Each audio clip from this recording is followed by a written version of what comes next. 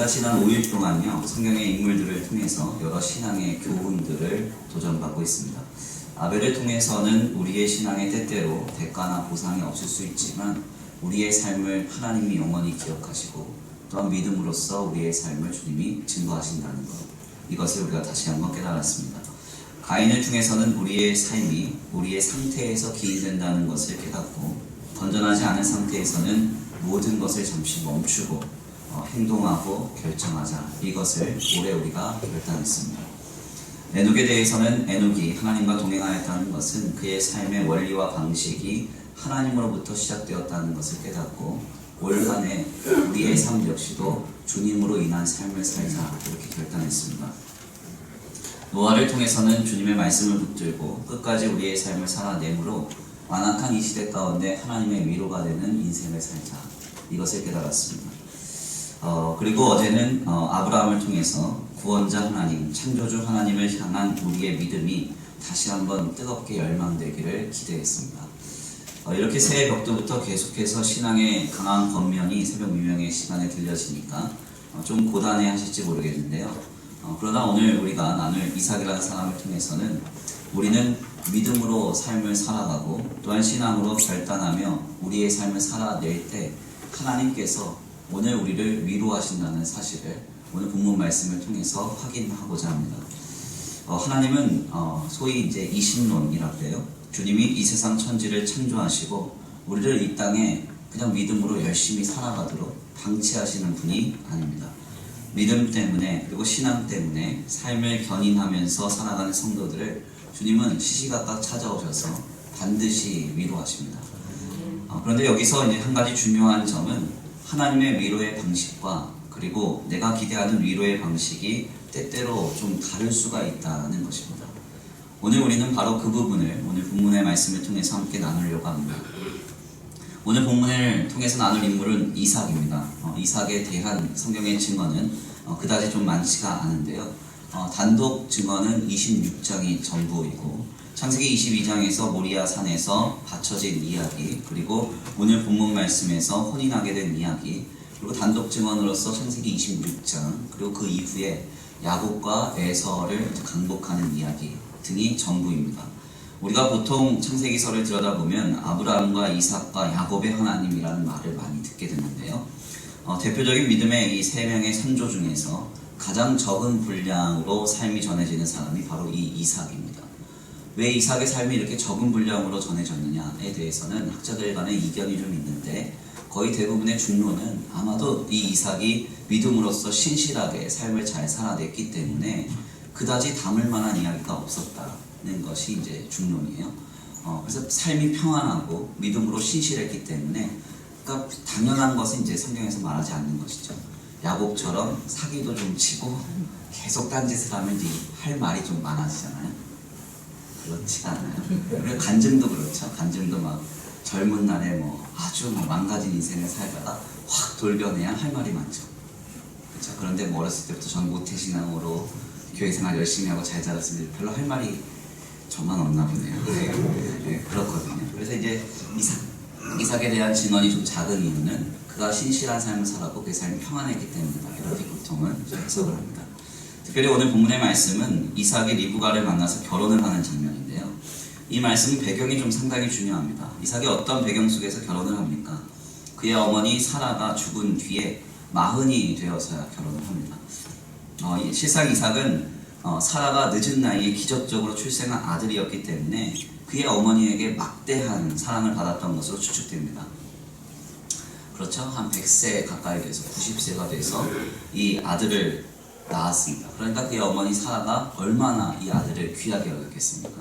오늘날에도 막둥이 이러면 엄청 귀한데 이 기적적으로 90세가 돼서 아이를 낳았으니까 아마도 엄청 귀하게 여겼을 거예요.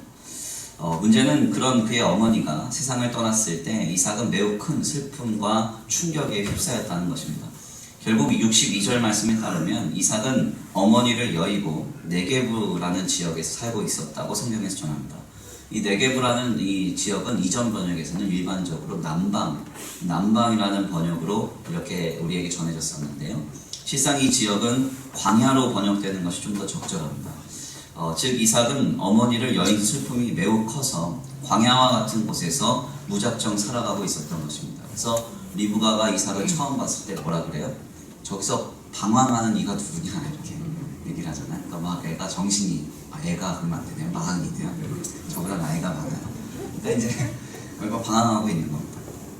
아무튼 이때 하나님은 아브라함과 에베네스를 통해서 리브가라는 여인을 준비하심으로써 그녀와 혼인하여 이삭을 위로하십니다. 오늘 본문 말씀 67절인데요. 우리 함께 다 같이 한번 분도를 보여드립니다. 67절입니다. 시작. 이삭이 리브가를 구하여 그의 어머니 사라의 전과 몸을 드리고 그를 맞이하여 아내로 삼고 사랑하였으니 이삭이 그의 어머니를 장례하는 데 위로를 받았다. 하나님은 리브가라는 여인을 통해서 시리에 빠진 이 이삭을 위로했습니다. 우리는 이 역사를 좀 주목해 봐야 합니다. 보통 우리가 성경과 그리고 기독신앙을 오해하는 데 있어 생겨나는 문제 중 하나는 인문학적인 배경과 교양 그리고 기독교적인 세계관을 가지지 않고 다만 이제 문득 읽으면서 그냥 무작정 의문을 갖기 시작할 때 생각나는 대로 이해할 때 오해가 생깁니다. 그래서 마치 좀 특별한 질문인 것 같지만 실상 잘 들여다보면 인문학적인 소양과 기독교적인 세계관이 바탕이 되지 않으니까 성경이 말하고자 하는 바를 잘 이해하지 못하고 계속 의문을 갖거나 이상한 질문을 하는 것이죠. 예를 들면 이런 겁니다. 지난 이제 청년부 설교 본문이었던 밧세바와 이제 다윗과의 가는 사건으로 인해서 하나님이 그 범죄에 대한 책벌로 이 둘 사이에 낳은 아이를 이렇게 죽게 하세요. 다윗이 정말 많이 기도했거든요. 근데 결국 하나님이 그를 죽게 하십니다. 이 일에 대해서 혹자가 이런 질문을 하는 거죠. 엄마 아빠가 범죄를 하였는데 왜 그 책임을 애가 지냐? 이런 질문을 합니다. 애는 무슨 죄냐? 이런 얘기를 해요. 보통 이렇게 따지는 사람을 두고 삐딱하다 이렇게 얘기를 합니다. 근데 사실 이 내용을 이제 잘 주목해 보면 여기에는 인문학적인 소양과 그리고 기독교적인 세계관이 반드시 필요합니다. 모든 생명은 주님에게로부터 와서 주께로 말미암고 주께로 돌아갑니다. 아멘입니까? 그러니까 애가 죽은 것은 그에게는 징벌이 아니라 여호와께로 돌아간 것입니다. 그러나 아이가 죽은 것은 다윗과 밧세바에게는 엄청난 다시는 범죄하지 못하게 할 만큼 엄청난 징벌이었는데요. 왜냐하면 부모에게 있어서 자녀가 세상을 먼저 떠나는 것만큼의 큰 슬픔의 사건은 없기 때문에 그렇습니다. 그러니까 이것을 인문학적인 소양과 기독교적인 세계관을 바탕으로 이해하면 충분히 이해가 되는 것이죠. 이런 관점에서 우리는 이삭을 위로하신 하나님의 역사를 참 신묘함을 느낍니다. 이삭은 돌아가신 어머니로 인해서 슬퍼하고 있습니다. 그런데 주님은 리브가와 혼인하게 하심으로 그를 위로하십니다. 보통 우리가 이 일을 인문학적인 소양과 기독교적인 세계관으로 이해하지 않고 단순하게 이해를 하려면 지금 이삭은 돌아가신 어머니로 인해서 슬퍼하고 있기 때문에 주님이 그를 위로하시려면 어떻게 해야 돼요? 돌아가신 어머니를 살려내는 게 가장 큰 위로입니다. 그래서 이제 관에서 벌떡 일어나야죠. 네. 요즘 젊은 애들이 보는 이제 좀비 영화 이런 거 많이 나오거든요. 죽은 자가 살아나는 게 사실은 이삭에게는 가장 큰 위로입니다. 이것은 이제 욥의 경우에도 역시 마찬가지인데요. 욥이 고난을 받아서 애매한 고난을 받아서 10명의 자녀가 세상을 다 떠났습니다. 딸 셋에 아들 7인데요. 이 아이를 다 잃고 나서 훗날 주님이 갚아주셔서 다시 10자녀를 얻었다. 성경에서 그렇게 얘기합니다. 그렇다면 이것이 과연 세상적인 관점에서 위로가 될까요? 고난 때문에 10명의 자녀가 죽었어요. 다시 하나님이 갚아주신다고 10명의 자녀를 주면 이게 위로가 됩니까? 네. 일반적으로 위로가 되는 것이 아니죠. 근데 성경은 이것이 하나님이 갚아주셨던 은혜의 역사라고 이렇게 말합니다. 이것을 어떻게 이해해야 되는가? 기독교 세계관에서는 이 땅에서의 삶이 전부가 아니기 때문에 잠깐의 나그네 삶이라는 것을 전제해야 됩니다. 그래서 모든 생명은 하나님 안에서 그 생명이 끝났을 때 주께로 돌아가는 것입니다. 그러므로 주님의 위로는 세상의 위로와 같지 않습니다. 세상의 위로는 죽은 자가 살아 돌아와야 그 위로가 합당합니다. 그리고 어떤 물질적이고 보여지는 이 세상이 전부라는 전제 안에서 우리에게 나타나는 현상이에요. 그것이 우리에게 위로가 됩니다. 그러나 주님의 위로는 다른 것입니다. 그래서 밧세바와 다윗의 경우에도 주님이 간음으로 잉태한 첫 아이를 죽게 하셨지만 두 번째 아이에게는 복을 주셔서 그 아이를 낳자마자 그 아이가 솔로몬인데요. 여디디아, 여호와께서 사랑하는 자라고 불렀다고 성경이 말하고 있습니다. 이것이 이제 다윗과 밧세바에게 주신 하나님의 위로였습니다. 이와 같은 관점에서 오늘 우리는 하나님의 위로를 기대하면서 한 가지 분명하게 전제해야 할 것이 있습니다. 주님은 반드시 믿음의 길을 걸어가는 우리를 위로하실 것입니다. 올 한 해 하나님의 위로가 풍성할 것입니다. 때에 따라 반드시 주님은 그 하나님의 풍성하신 위로로 우리를 믿음으로 살아가게 하실 것입니다. 그러나 이 위로는 우리의 기대와는 다를 수 있습니다. 세상의 방식이 아닐 수 있습니다. 물질적 요소가 아닐 수 있습니다. 하나님의 방식일 것이라는 사실입니다. 그러므로 올 한 해 믿음으로 삶을 살아내시는 동안 때때로 이렇게 나는 열심으로 신앙생활을 하는데 주님이 왜 나를 위로하시지 않는가? 혹은 내게 응답하시며 역사하시지 않는가? 이렇게 의심하거나 낙심하시지 마시기를 바랍니다. 주님은 반드시 하나님의 방식으로 우리를 위로하실 것입니다. 자신을 극진하게 사랑했던 어머니 사라는 세상을 떠났지만 사랑하는 여인 리브가를 만나 혼인함으로 하나님의 위로를 얻었던 이삭처럼 하나님의 위로가 우리 성도들 모두에게 충만히 임하기를 간절히 축원합니다. 2020년 올 한 해 주님의 위로가 가득한 거룩하고 복된 한 해가 되시기를 바랍니다. 우리 이 시간 귀한 말씀 붙들고 함께 기도 올려드립니다. 부르시던 찬송 너는 내 아들이라 찬송하겠습니다.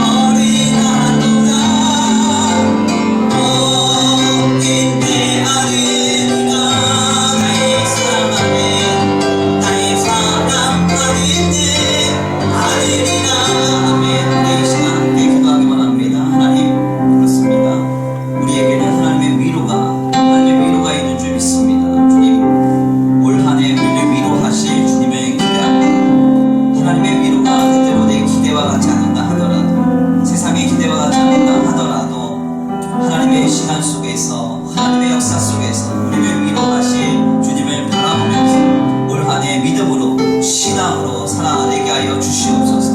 우리 이 시간 결단하고 또한 소원하시면서 주여 한번 부르시고 통성으로 기도를 드립니다. 주여 한번 부르시고 기도합니다. 주여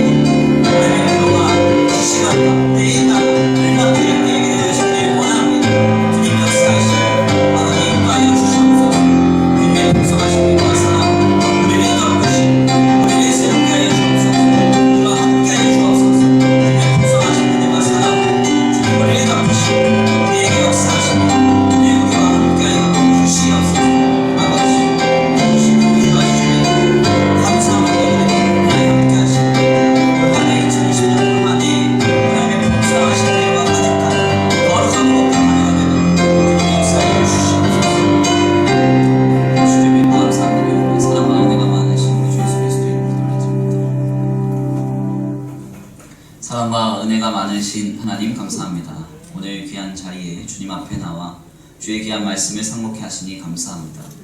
이삭을 통해서 하나님의 위로를 확인합니다. 슬픔에 빠져서 어머니를 여의고 그 어머니를 향한 마음을 쏟고 있는 이삭에게 주님은 리브가라는 여인을 보내셔서 또다시 하나님의 위로를 경험하게 하사 그의 삶을 세워가셨음을 말씀을 통하여 깨닫게 하시니 감사합니다. 우리가 기대하는 아버지 위로와 하나님의 위로는 때때로 그 방향과 목적 그리고 그 내용이 다를 수 있습니다. 하나님, 그러나 그 하나님의 위로만이 온전하고 완전한 줄 믿사오니 오늘 그 하나님의 위로로 우리를 세워 주시옵시고 그로 인하여서 우리가 믿음으로 견고하게 서서 좌로나 우로나 흔들리지 않고 하나님을 기쁘시게 하며 영화롭게 하는 거룩하고 복된 귀한 2020년 한 해의 삶을 살아낼 수 있도록 주님 붙들어 역사하여 주시옵소서. 오늘 한 날의 삶을 말씀으로 기도로 시작하는 우리 성도들에게 아버지 하늘의 놀라운 복과 땅의 기름진 복으로 덧입혀 주시옵시되 오늘 한 날의 삶의 현장 속에서도 주님 간섭하시고 인도하시고 보호하시고 다스려 주셔서 주님으로 말미암아 살아가는 오늘 하루의 삶이 하나님으로부터 기인되어 주님 안에서 놀라운 은혜와 평강과 역사와 능력이 넘치는 삶이 되도록 주님 복내려 주시옵소서. 때에 따라 알맞는 하나님의 위로를 내려 주시옵시고 그 위로를 붙들고 끝까지 승리하는 오늘 한날의 삶이 되게 하여 주시옵소서. 도우실 줄 믿고 감사함을 올려드리오며 사랑과 은혜가 많으신 우리 구주 예수 그리스도의 이름으로 감사하며 기도 올려드립니다. 아멘. 주님 가르치신 기도로 귀한 새벽 기도회를 마칩니다. 하늘에 계신 우리 아버지여, 이름이 거룩히 여김을 받으시오며 나라에 임하옵시며 뜻이 하늘에서 이루어진 것 같이 땅에서도 이루어지이다. 오늘날 우리에게 일용할 양식을 주옵시고 우리가 우리에게 죄 지은 자를 사해 준 것 같이 우리의 죄를 사해 주옵시고 우리를 시험에 들게 하지 말게 하옵시며 다만 악에서 구하옵소서. 나라와 권세와 영광이 아버지께 영원히 있사옵나이다. 아멘.